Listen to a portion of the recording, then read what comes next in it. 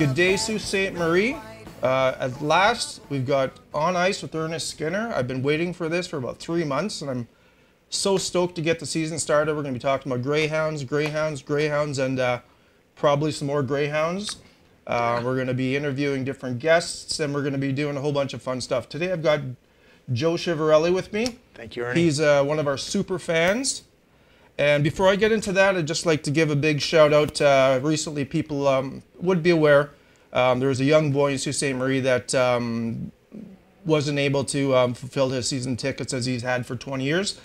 The city came together, small business community, and I'd just like to give a shout out to them. There's Sarah from Hucks and Coffee, Maddie Tucker from Four Season Cards, excuse me, Maddie.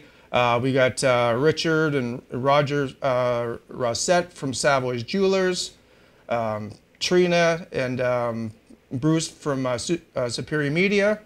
Sorry for Ashley and Megan from Shabby Motley's, and Dan Travis Snoot from his hair cutting place.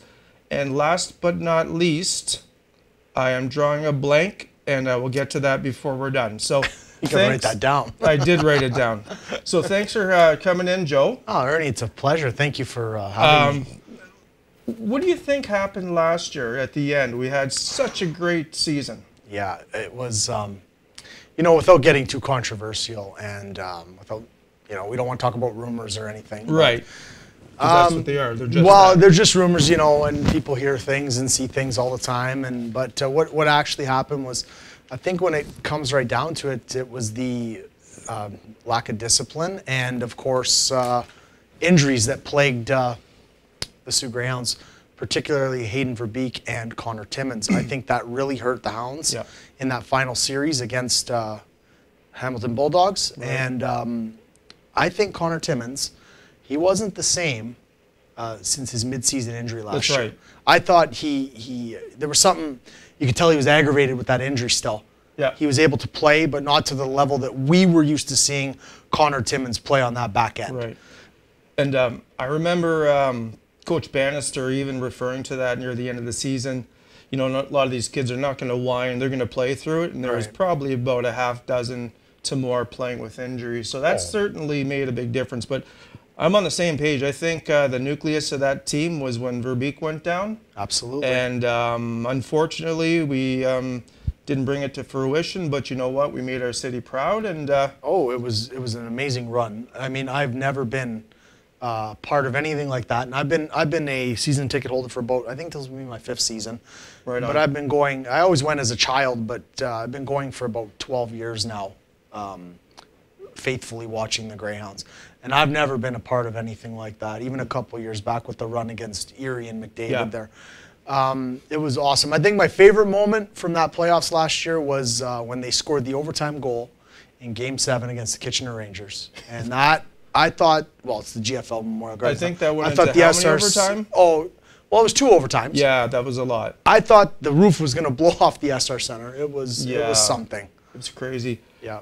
Before I forget, Steve Spina for Sioux Sports and Irma Borelli Ma. Thank you very much for your donations for Nathan to keep those tickets. Awesome. Thanks, guys. See, it came to you, see? Yeah, well, I actually looked at it. So I had to read there you go. See? Okay. So moving forward, we've got 3 new coaches.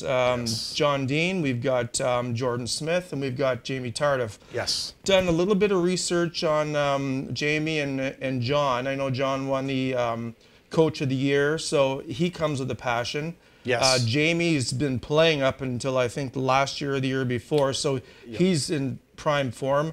And what can you say about Jordan Smith? You know, I'm one of those people that when you draft a local person or you bring a local person in to coach, I'm always skeptical because it's either the pressure's going to get to them or it's or they're going to excel. Right. And I think with Jordan Smith, we're going to do nothing but excel. He's going to be the nucleus in that coaching group. And I'm just glad to have him back. And we're going to be taking a short commercial break, and we'll come back with Joe. Perfect. Thank you. Let's go. Show love that red and white. Those are our boys on the ice.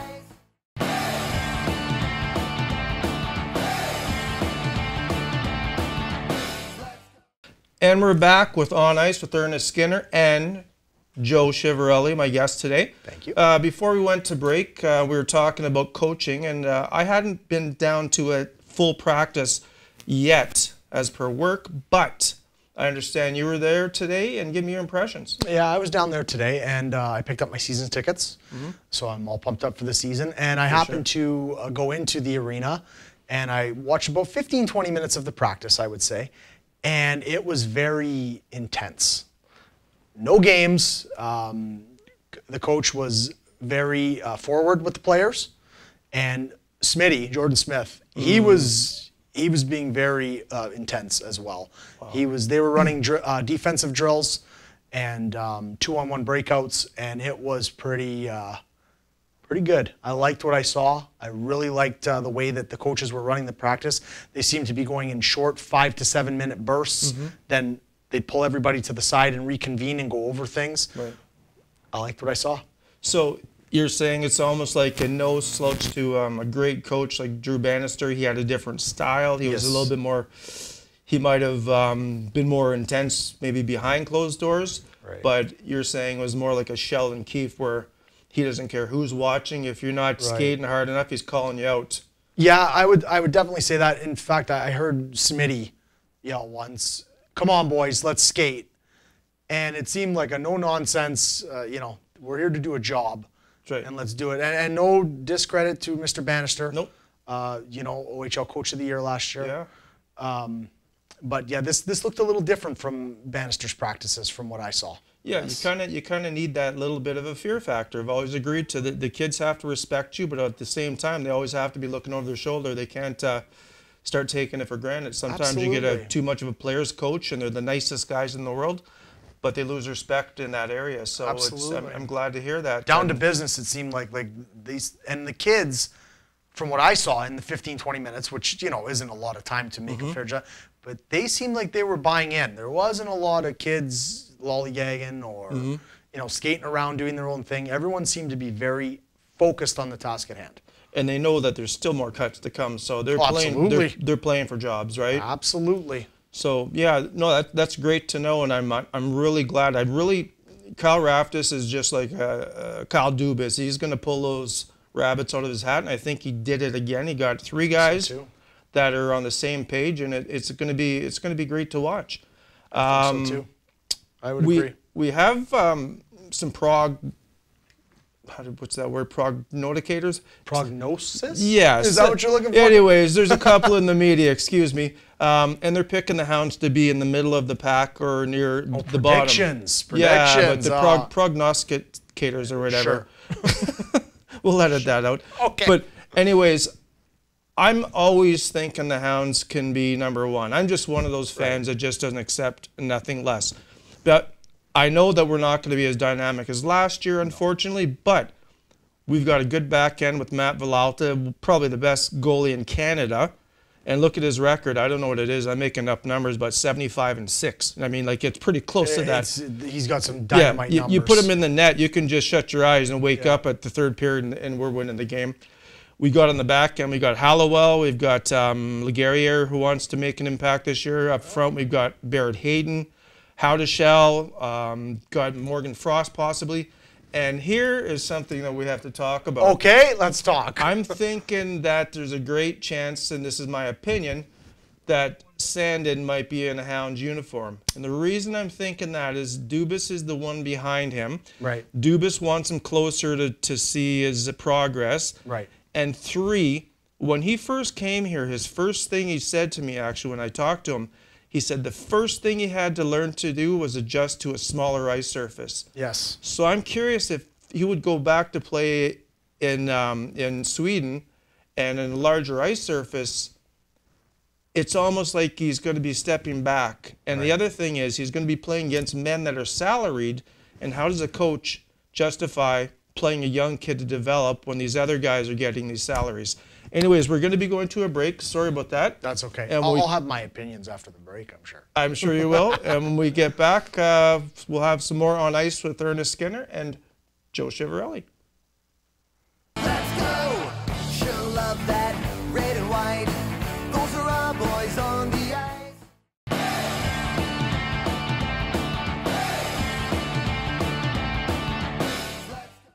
And we're back with On Ice and Ernest Skinner and my good friend here, Joe Chiverelli. Prognosticators. We figured it out. It's correct. I couldn't say it, but it's someone who predicts with... Or foretells. Or foretells Yes. according to whatever information. Anyways. Yeah, sure. Anyways, sure. You were going to tell me your wrong opinion on the Sandin My thing? wrong opinion. Okay, so I'm wrong automatically. I'm just teasing you. Okay. No, I think the opposite there, Ernie. It was said right when Sandin signed with us last year that he was going to be, 1 year, a rental basically, and he's going back to Sweden. Right. Do you make a good point? I absolutely agree with you. Would it be better, not just as a Hounds fan, not just as an OHL fan, but for his development, yes, I believe he should come back to Sault Ste. Marie to play on the smaller ice surface, to get used to the North American style of the game even better. I mean, let's face it, he was one of, if not our best defenseman last year. He is so dynamic, and he is so excellent out there on the ice. So I want him to come back, yes. I'm definitely, and I think every Hounds fan in this city wants Rasmus to come back. I guess I'm being kind of a pessimist. I don't know. But I don't think we're going to see him in the red and white this year. So when Kyle Dubas said at the draft that he sees him developing in the Sault Ste. Marie, that's not going to sway you think? Because I think Kyle, whatever Kyle says, well, there's lots of talks going on, trust me. Yeah, absolutely. I don't have any inside information, but you know that Kyle is talking to Kyle, Dubas to Raftis. Yeah. Hey, if he comes back, you think I'm going to be upset? No. No. Nobody is. But I'm kind of being pessimistic. You know what? It's good. You have to have a two-way banter, and I could be right, you could be right, but in the end, I hope you're right. We're friends. I hope I'm wrong. Absolutely, we're friends. Yeah. So Joe. Yes, sir. Why don't you tell our viewers here how the Hounds organization came? They came for you last year. They did something beautiful. Well, they did. You know what? The Soo Greyhounds organization, I can't thank them enough. Something very special to me, and being a fan for as long as I've been a fan. They asked me last year to drop the puck at center ice for Hockey Fights Cancer. Now, many people know, some don't though. I am a cancer survivor, esophageal cancer, 6.5 years. So for them to ask me to do that, to drop the puck at that event for my favorite team, was an absolute honor. Like, I can't even express how much that meant to me. But then they went even further, the team themselves. When I went to center ice, I looked at my friends in the crowd, mostly section 105 where I sit, and I did this to them. That's a sign we call too sweet. I do that to my friends. We've done that since the 1990s. I mean, it's an old wrestling thing. The Greyhounds then, after they scored or won a game, would start also doing too sweet. So to see that on the ice and to see that, they adopted that from myself, what do I even say, Ernie? Respect. It's just like the biggest honor I've ever felt in my life, I think, to see my favorite team out there on the ice doing this, all because I did it at center ice after I dropped the puck. So it was just an amazing feeling all through from the rest of the season through the playoffs to see that being done. I even saw some tears in people's eyes when that happened. Maybe friends of yours, maybe not, but that was awesome. There were a few, trust me. Yeah, It was just amazing, an amazing feeling. Perfect. Yes. So road trips. Road trips. trips. On the fan buses? I've never been on the fan bus. We're going. We're going. Well, here's you know why. Here's a funny story. You know why I'm a passionate fan. Yeah. And you know I'm not quiet at the games.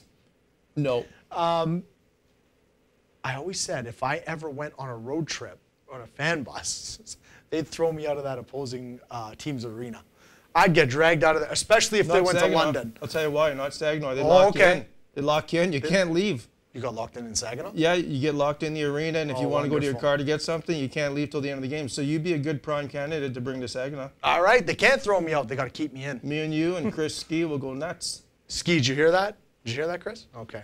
Okay, we're going to another break, and we'll be right back with Joe. Let's go! Sure love that red and white. Those are our boys on the ice.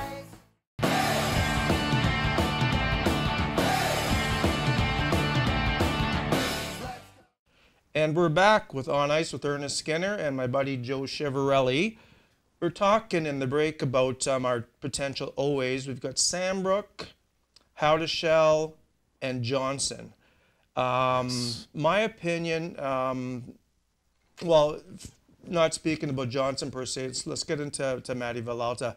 Yes. He's probably one of the most dynamic goalies in this whole country right now. Absolutely. And there's a lot of talk about, okay, how are the Hounds going to be doing near the end of the season, and if they're going to trade him for draft picks. I'm of the opinion the paying public needs to see the best players all the time, and a good team should be able to scout year in, year out, but that's not the way it works. What do you think? Well, I definitely agree with you. I do. You know what? We pay for a product, and we pay, and they're not cheap. The tickets aren't cheap, and we want to see a good product on that ice. And we all know going into this season, probably not going to be like last year. We did lose a lot of talent graduating to the AHL, etc. I'm in the position that, you know what? You look at how the team's doing, and of course, there's the trade deadline after the World Juniors.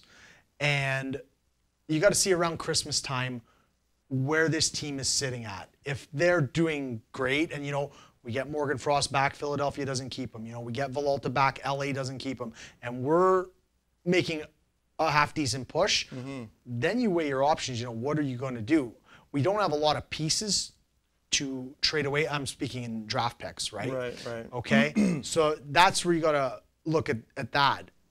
If by Christmas, the team's sub 500, they're struggling a little bit, win one here, lose the next three, that's when I think the team has to look at re-stockpiling draft picks that they've given up for these runs that they've done in the last few years. So then, yeah, unfortunately, although they are our favorite players and they are our best players, you look at trading Matt Villalta. You look at trading Morgan Frost, because the return you're going to get is phenomenal. And sadly, rebuilds in junior hockey, they do have to happen. You're right. I mean, I'm not a GM. I've never even played hockey myself. I'm just a fan. These are just my observations from being a fan my whole life. Absolutely. And it's kind of a catch-22 because it's a development league. Yes. But it's a business. Absolutely it is. And so, you know what? I've always had this little bit of a thing that it's a burr under my saddle. The first month and a half of the season, when you don't have your best players there, you're still paying rack. And it's the same thing at the World Juniors. Your best players might not be there. You're paying rack. So I've always thought that they should come up with a better position where the players have to be back by this certain time of the season when it starts. And the same thing, the World Juniors maybe take a 2-week hiatus. So again, that might affect how the league is actually run, and try and negotiate something like that with the NHL. They're probably going to tell you where to go. Good luck. Yeah, good luck. Exactly. But it's all in the business of hockey, and that's what people don't remember sometimes, is that, yes, it's a developmental league, as you said, but it is a business, and at the end of the day, you have to do what's best for business. And their kids, and the best for them too, right? So, exactly. Absolutely. And you got to think, Ernie. I mean, I don't know if you remember when you were a teenager. My memories are fading from that time. Well, I remember 10 years ago. Yeah. The 10 years, right? Yeah, mine was only about 3. But you try and remember. Okay, when you're teenager, your formative years, right? Right. So remember all that BS from being in high school and growing up and all that. Now add on top of that the pressure of being in the OHL, playing for a hockey team, having to do this sport along with the rest of your life. That's not easy for these kids to deal with, right? Yeah. So it's not as simple as just trade them to another team. Right. Well, think about that. You got to uproot the kid from Sault Ste. Marie. He probably doesn't live here. He's not from here anyways, right? Take Morgan Frost, for example. Well, just trade him. Rasmus Sandin. Across the world. Across the world, right? Well, just trade him. Well, it's not that simple. No. He's in school probably. Yeah.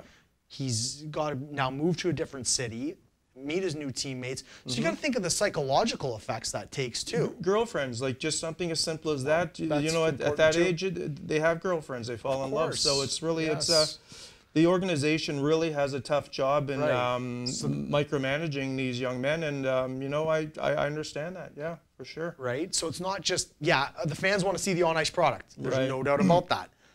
But there's more to a hockey player than what he does on that ice. Right. There's his personal life, his livelihood. Role model to the Billets kids.